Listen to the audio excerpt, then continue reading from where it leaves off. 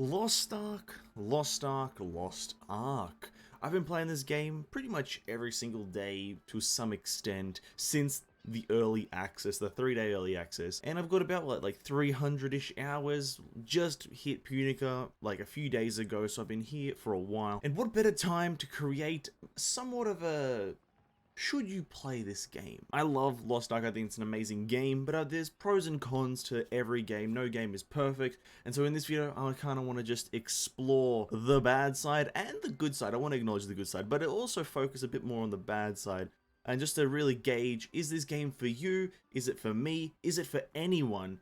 Should you play it? And what can you enjoy in it if you do decide to play Lost Ark? I've got 3 categories that I want to cover. So first of all, let's start off with the gameplay. Lost Ark's main selling point is probably its gameplay. When you see this game, you're not going to be enthralled by the story. You're not going to be enthralled by the Endgame Grind or anything like that.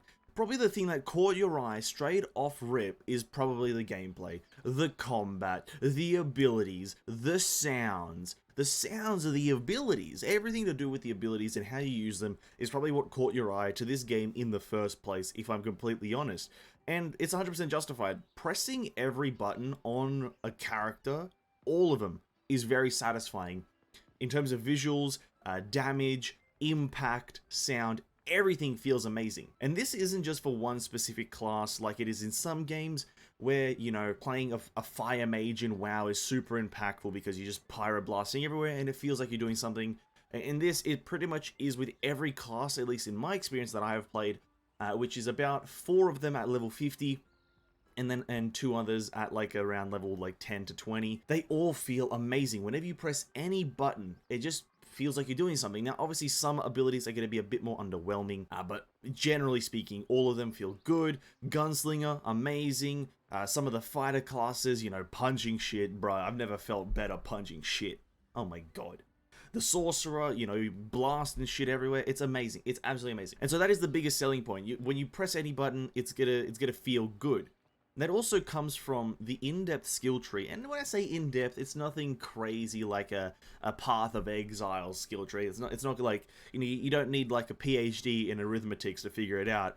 It's a simple skill tree. Simple, very, very simple. You got your abilities on your left, you can level them up to level 10. Level 4 and 7 and 10 let you pick one of these little things here, which is an upgrade that can do something from increases the skill distance, attack speed, damage boost, how many stacks of it, and it can do something like that to something as simple as just changes the ability fundamentally from being either a 4-shot combo to being a 1-shot combo, essentially. And I think this adds a lot of, like, enough customizability for the amount of abilities you have to use, because each class only has 8 abilities that they can actually use, the Gunslinger being the only exception, which they can go up to 16, which is, you know, that's a bit of a struggle in the end because you don't have enough skill points for all 16 abilities, but baseline, every class has to use 8 different abilities on their hotbar, plus 1 awakening ability, which is just, I'm not going to get into that because it's just, well, it's just the ultimate. It's just your ultimate ability. And so you need to choose 8 abilities that you like.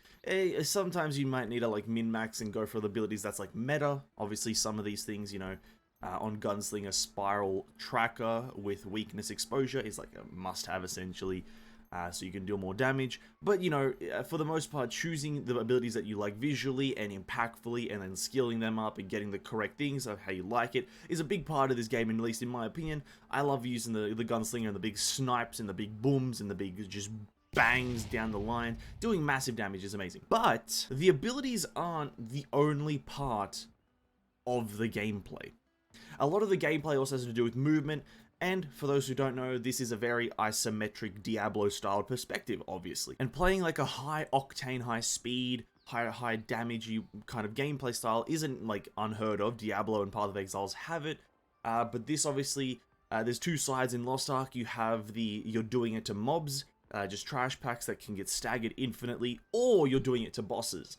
Now, if you're doing it to just trash packs, if you're just playing around and playing the game around trash packs, then the movement, gameplay, super fun, super easy. Once you get into the bosses, though, it starts to get a bit tougher. Precision gameplay is a thing. Precision movement is a thing.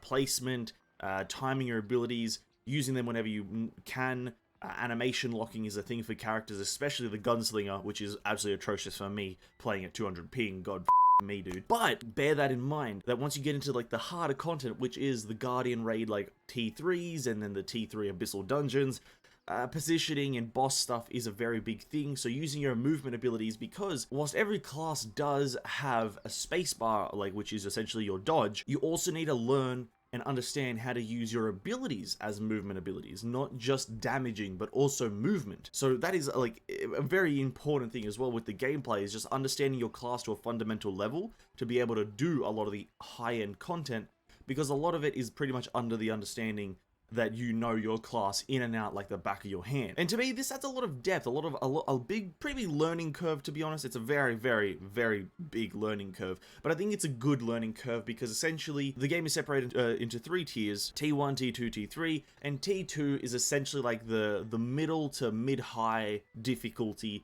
Essentially, once you get to T3, that is like the super high difficulty, and you kind of need to be a try-hard sweat to kind of do it all. Not really try-hard sweat, but like kind of try-hard sweat. But T2 is like mid to high, and that's where like essentially you'll need to kind of understand your class to a pretty good level. And then once you get into the other upper tier T3, you have to buckle down. You gotta buckle down, dude. Now back onto the camera angle being isometric.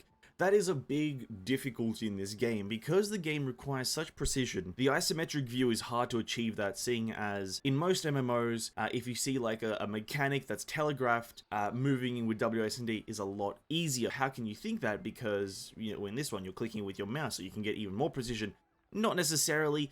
Clicking with mouse is actually somehow harder. I don't know why.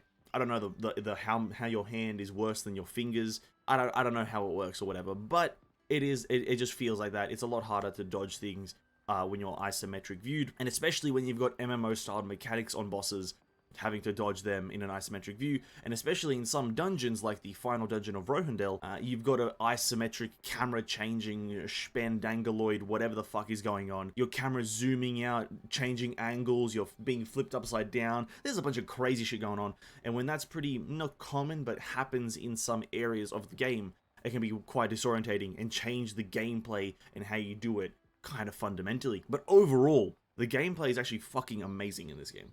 If you want to just press buttons and just deal damage and enjoy combat, I think this is a really good game. You'll get very satisfying damage. You'll get very satisfying sounds, impact, animation. It's a very satisfying combat system. Satisfying. And that's a big selling point for a lot of people. Not personally for me. Combat is kind of an up and down thing. I don't really care about it. But hey, if you like combat in games, then by all means, Lost Ark, it's got it.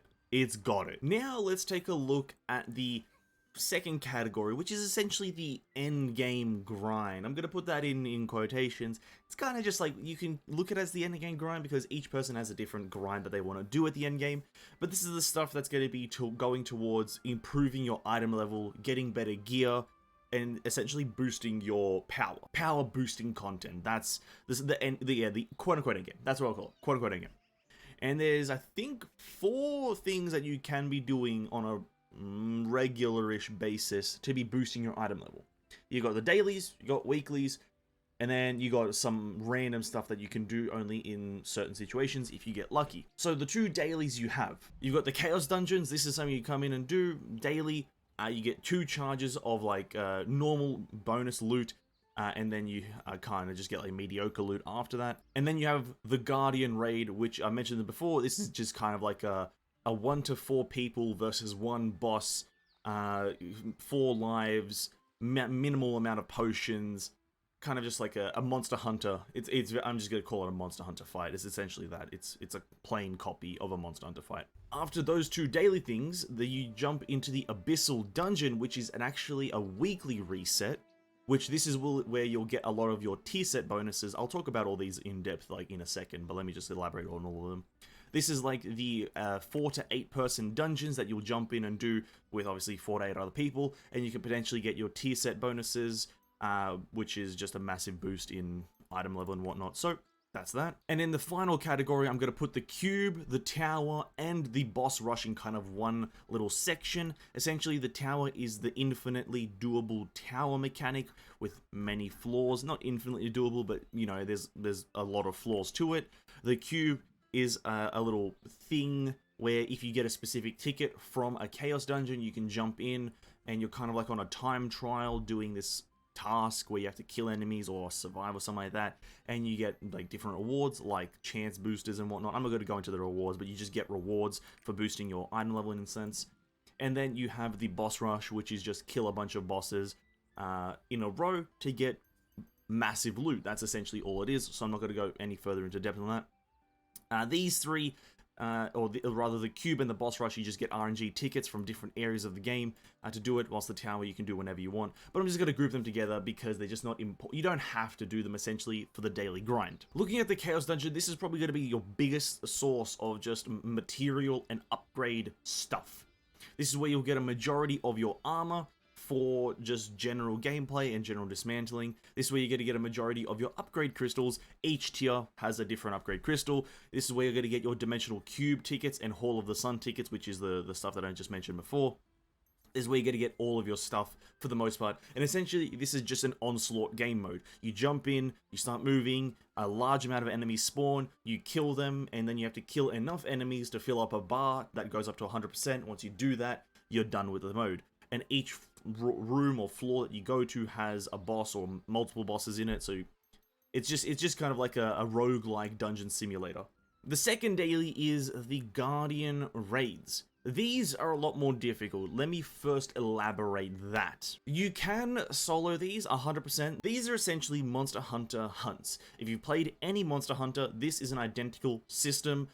It's a one-to-one copy. I guarantee it. And I don't really mind that. I think it's a really cool concept. I think more MMOs should actually do this. It's a really, really cool concept. Though, I will say, Lost Ark has not implemented it very well. I think they've done too much of a one-to-one copy, but then also messed up a few things. But I'll get into that in just a second. Essentially, you go through all the tiers fighting monsters that get harder and harder as you go on. They get harder mechanically as well as just kind of damage-wise. You need higher. You need just to dodge more things because they deal in way too much damage. But the pros of this is that it's a very cool system to have in an MMO. I've never thought about having this in an MMO, but now that it's here and I can do it, I'm like, this is really cool. Like imagining this in World of Warcraft, hunting a monster down that you can't see the HP of, you just have to mindlessly attack it once it's doing all these raid mechanics. It's very cool. So that is essentially what this is. You're doing a raid boss so that you can solo as a 1v1 dodging mechanics and all that stuff. It's very, very cool. That is the pros of the system, that it's a very great idea. You also get good rewards. You get jewelry. You don't get anything more than jewelry. You just get jewelry, legendary ability stones, cards sometimes, and you get these guardian stones, which is your upgrade stuff. But the cons now are that it is not really, I don't think, well designed. So if you compare it to Monster Hunter, which I will be doing, you look at Monster Hunter, and the reason Monster Hunter can do a lot of the things that it can is because it's 3D, and you can always have the monster on the screen. You can always be looking at the monster. In this, that's not the case. You just can't have the monster on screen at all times. It's fucking impossible. Because they go off the screen and then they're just off the screen. But the problem comes in is when in Lost Ark they can cast abilities and use damaging stuff on you whilst they're off the screen and you have no idea what they're doing. That is a big problem. In Monster Hunter, that's not the problem because you can always have them on screen, always be tracking them and seeing what they're doing, always being able to anticipate what's coming. Lost Ark, that's not the case. They can be off screen. And the biggest contributors to and this making it a problem are the fourth bosses of each tier/raid level. And not so much with raid level 1, this place is just very, very easy. But if you go to raid level 2, Talos is just known for fucking up early game players who don't expect the difficulty. Raid level 3, Akatis is probably the incarnation of cancer. I fucking hate this guy. Struggled on him until I got to Punica, mainly because Australia 200 ping, but that's not the point. A big problem with this guy. Raid level 4, Albahastic, can never say his name correctly. Albahastic, he's a normal enemy, but again, he has a few abilities that he just casts off screen, and you just can't really predict them because you don't see his animation for it. And then obviously raid level 5, I don't think anyone's gotten to Velganos, so I'm not going to comment on him. But that is one of the big problems, is that the enemies are just casting abilities off screen. And now obviously then there's another problem with a few of these enemies. Not all of them, just a handful. They're very RNG heavy. And what do I mean by that? The biggest contributor to this, at least in my experience, is Achates or Achates, however the fuck you want to say it. I don't really like his name, so I'm not going to talk about him. At least it's not his name. But he has an RNG ability where he cracks the ground, he makes random cracks, keyword random attacks on the ground, and then shoots energy out of them. You can't really predict that because the cracks appear randomly, so you can't really learn the mechanic. Well, so that is the intrinsic part of a Monster Hunter game, is doing a boss over and over and over again to learn the mechanics. If you struggle against the Grievous in Monster Hunter, you struggle against the Fatalis, you go in over and over and over again, learning the boss till you can just essentially do it blindfolded. Whilst this guy, you can't really do that. And there's a few bosses like this, not all of them. I'd say the Flame Fox Yoho is another contributor. You know, he has one where he rains shit down from above, you can't really dodge it. Albahastic has a few of those. So it's very odd. Another problem I have with the Guardian raids is that telegraphs are it's like a 50% chance of getting a telegraph, dude. I don't know. I'm laughing because this is such a funny thing to me. Is that you do some of these boss fights and you'll get a telegraph for every ability. And that's like very prominent in raid level 1 and some of raid level 2. But once you start getting into the higher ones, it's like a 50% chance to get a telegraph or to not get a telegraph, which is odd. Like, you'll have an ability that's like, clearly it's kind of come this way, but it doesn't give you a telegraph. But then, because it's clearly going to come this way, you don't know if it's going to be a cone or if it's going to be a line.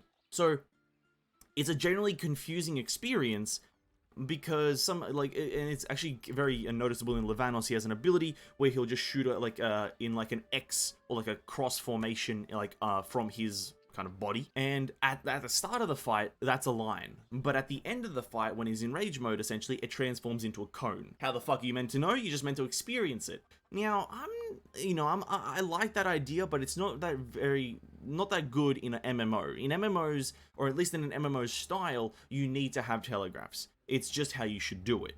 In Monster Hunter, it's kind of a bit more understandable because Monster Hunter has no telegraphs, so you're not expecting telegraphs. Whilst in this game, you see one telegraph that's like, you don't even need a telegraph for that ability, but it has a telegraph. But the ability that you want a telegraph for doesn't have a telegraph. It's just odd. It's just crazily odd. But that's essentially the system.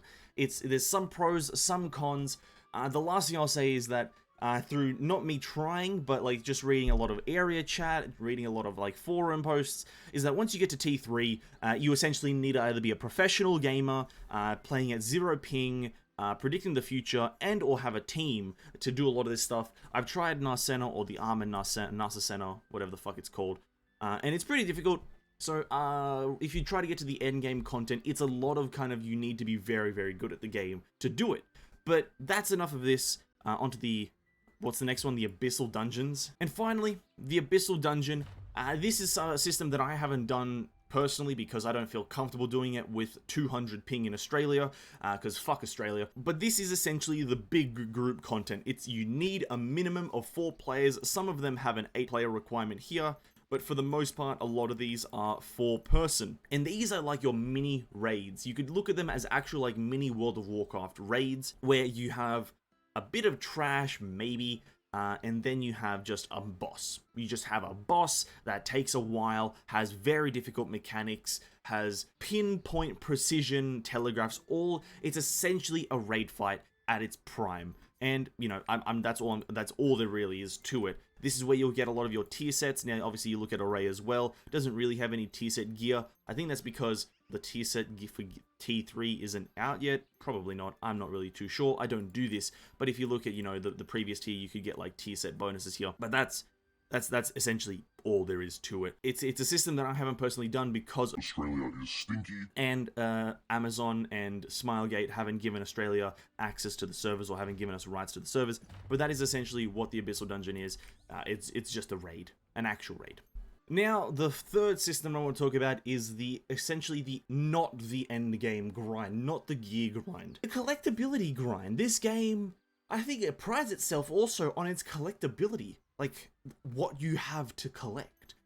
Now, if you if you're a random player, you haven't seen anything to do with Lost Ark, being introduced to this screen probably doesn't mean much to you. But if you know a bit about Lost Ark, and you kind of know how to get all these, then this is quite a daunting screen. These are the 8 things that currently in the game we have to collect. And each one is acquired in moderately different ways. Some of them are, you know, just a random interact with an object. Some of them are do this other collectability to get this collectability. And some of them are professions. Some of them are 100% the fucking game. Just to quickly go through all of them, the game has a bunch of islands in the ocean that you have to explore and get different tokens from. You have different ways of getting these tokens.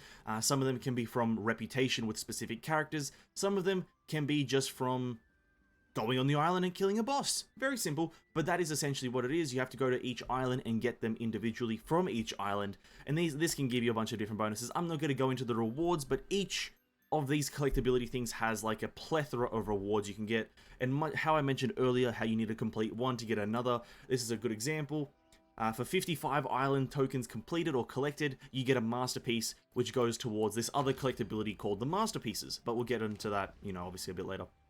But then you have the Giant's Hearts, which is acquired obviously through different things. Rapport with Beatrice, rapport with Sasha, field bosses, rapport, tower, quest, different things, but this is another collectability, the Giant Hearts. You got the Ominous Stars, which is the most recent one, which is essentially the Punica collectability. You got the Masterpieces. There's a plethora of these to collect different rewards. Artificionado, the Makoko Seeds, which is one that I have 93% collected. Pretty good, pretty good. Then you have the Ignea token. This is the 100%ing the game, essentially one that I mentioned earlier, where you need to 100% each zone in the game to 100% to get the Ignea token. I currently have 3 Rethramus Udia, West Lutera, and on the way to East Lutera, I just need the rapports essentially at 100% to get the 100%. And you have to do this with every zone. No person has achieved this on the American or slash kind of the Western version of this game, but there are obviously people who have done this on the Korean version, so it's nothing too crazy that you can't just look up the rewards for if you are curious. You have the profession. Again, this one's quite the lengthy one where you have to just do every profession and you get a leaf. Quite simple, really. Nothing too much to it. And then you have the Sea Bounties, which is somehow the most confusing one because you don't really know what to do with them, but you get these maps around and you just kind of go to the location that the map indicates in the ocean and you get a collectability. But the reason I've kind of put this as its own topic or subject is that there's so much to collect, and there's, you know, if someone right now has 100% of the Makoko Seeds, they probably don't have all of the World Tree leaves, or they probably don't have all of the Giant's Heart. So doing one, you can funnel into one, or you can like spread it out over all of them. It's just a generally very cool system that there's so much to collect, and it's so like vast in what you have to do with it, from rapport with random characters to get Giant Hearts, to masterpieces, you needing to get more Makoko Seeds to get a masterpiece, and the vice versa with Sea Bounties. It's all interconnected, so doing one gets you more in the other, and doing this other gets you more in the other. It's very all interconnected, and I think that's one of my favorite things about the system, is that you can just do everything. And you also get very, very cool collectibles, like if you get 2 Ignea tokens, you just get a frying pan for a weapon. It deals 1 damage, but it's a frying pan. Right? So it's a very cool system, very cool rewards, all mostly cosmetic. I say mostly cosmetic because from some of these you can get stat bonuses, like this one, you get a skill point, where here you get 25 strength, dexterity, or intelligence. So you can get bonuses in terms of damage from these, but they're not going to be so substantial that they're going to carry you to the end game, unless you culminate all of them at once, and then that's when it'll be a bit of a bonus. But that's all the collectability there is really in the game, and it's probably one of the big reasons I'm playing the game. If the Oceanic servers ever do appear, that's probably when I'd consider doing a lot of the Abyssal Dungeon stuff and a lot of the kind of high-end grinding, but for now, I'm here for the collectabilities, and that's one of the bigger reasons I'm playing the game, because there's just so much of it. And now that we're done with those 3 categories, this last section is just going to be my personal opinion of the game, what I think, and why I just love the game, but I just also hate the game at the same time. And it all does boil down to the fact that I do live in Australia. Australia sucks. But that is pretty much the biggest reason, is like, this game is super fun. This game has a lot of positive features, a lot of amazing things, and I think it's an MMO that takes a step outside of what you would expect in a normal MMO. Obviously, it has those classic Korean MMO features of like the constant, like, you know, plus 15, plus 20 weapons that you get, constantly upgrading your weapons. On RNG, you got like a 10% chance, 4%, and it constantly goes lower and lower. It has those elements, which is not a foreign thing that to everyone. BDO does it, and it's, you know, BDO is quite moderately successful. But I think where it takes a step in the opposite direction and kind of just takes it out of the norm is the introduction of these new mechanics, dynamic camera changing mid-dungeon.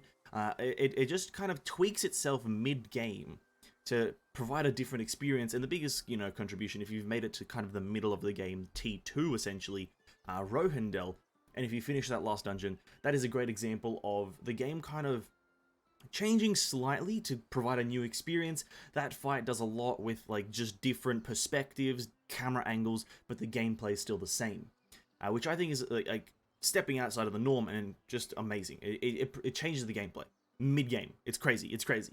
But like I said, I'm in Australia, and that was a mistake. That was a mistake.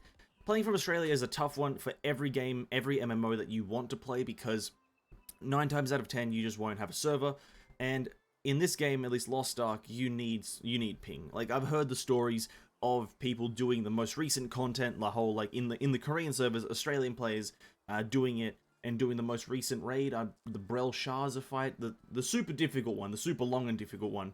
I've heard players doing that on 200 ping, and I'm like, I'm sure it's possible. I'm sure it is 100% possible, but is it fun? Probably not. 200 ping in this game, for the most part, isn't the worst thing, but as soon as you want to do any of the content that requires a bit more brain power than an infant, it does get pretty difficult and unenjoyable. And so that is like my biggest con, because all the systems are really, really cool, they're really up top, but just the ping lowers it all down, because it ruins the whole experience, in my honest opinion, because I've seen the gameplay that you can have at like low ping of about 50 to 25.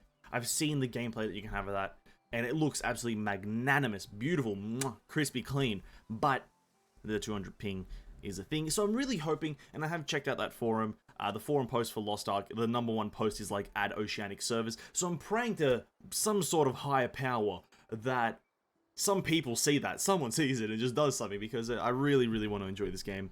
And the devs are just saying no to money, am I right? Who the fuck does that?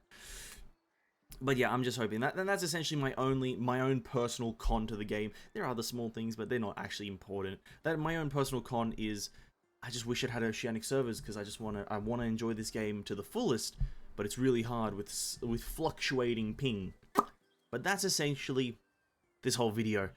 This is my first ever should you play this game, and I think I kind of want to do more of these. Just play a game for like for a long time over a short period of time. Put in like 300, 200 hours into a game, and then just kind of talk about what I thought about the game. I think I want to do this a lot more often. So hopefully this wasn't a terrible video where I just shitted on the game or whatnot, or hopefully I spoke about things that were of moderate importance in the game, and hopefully people who were thinking about getting the game or thinking about playing it kind of got a bit more insight.